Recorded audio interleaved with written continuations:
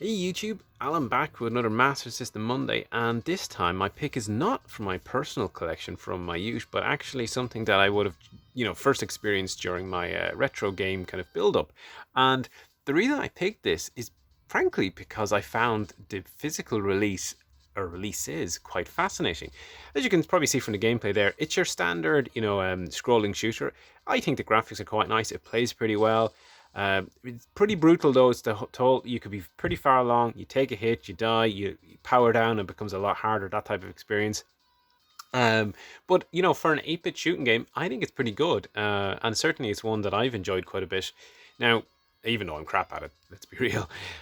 It's actually some of the physical content though that drew me to it, as I said. So you start off and you got your standard Master System manual. Looks pretty normal. If there aren't an interest, and I don't think there's anything too interesting to flick through. It's you got a few pictures of planes, but that's it. That's your Master System manual, and you have your standard Master System cartridge. Now, the box jumped out as having a few differences. For an early release, it has a full picture artwork. And rather interestingly, it has what looks like, for starters, a bomber. I guess ties into the name. But if you look at the ship that flies there, that's a propeller plane, not this kind of Blackbird style, stealth, jet plane. So it's kind of odd. The spine also has bomber raid instead of just vanilla plain text, which you'd find on a lot of stuff. Like, I'm just going to grab another game here. Like there we see Zillion 2, just in plain text with a mega cartridge. Bomber raid, is actually, I would say, a decent spine because you get a bit of color. So on the back then, it is a bit more standard. I actually suspect this is kind of like a halfway house between the early Master System design and the kind of later releases. So what do we say? What does it say here? Who has max 6 speed? Hella bad weapons. Oh, hella bad. And a love for wasting dweebs. Who wrote this? You do.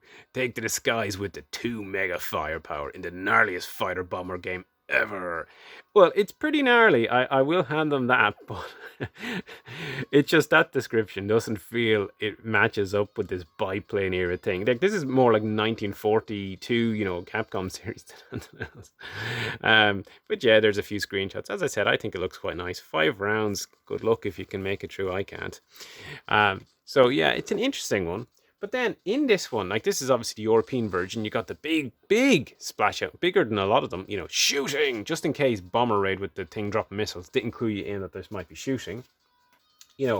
So in amongst it, I have the Sega Games console catalog, and I might do a video flipping through this at some point, because it might be interesting just to see what's there. I'm not going to do it now because I don't want these videos to get too long.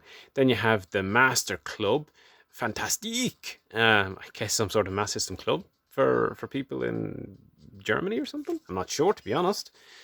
And we have this extra instruction sheet that was in the box. Now, I don't know if this is original or not. I kind of assume it might be, but you can see it seems to be for the Netherlands and Belgium, I would imagine.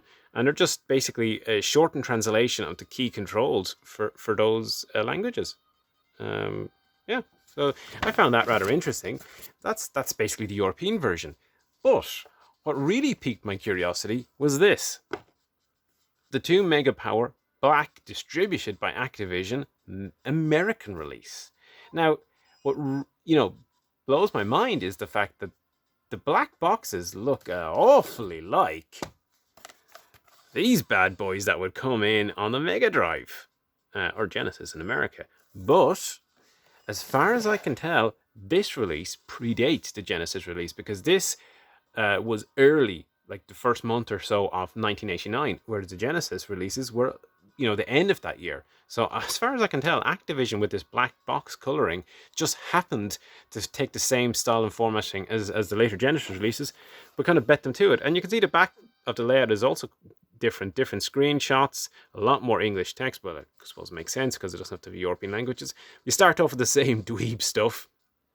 Collect weapons to build up your firepower, send the missiles up their tailpipe, dive into close, blah, blah, blah, do bombing, killer explosions, incredible graphics. There's the cutscene, for level finishing and stuff. But yeah, I think this is a really nice looking game.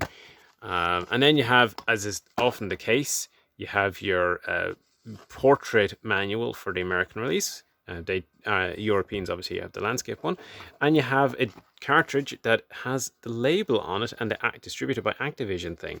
So yeah, it's totally different, and I actually much prefer that again to the standard boring kind of Master System one.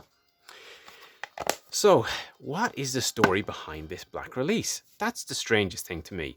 After all, Activision released 2 or 3. They chose different colors. Rampage is red.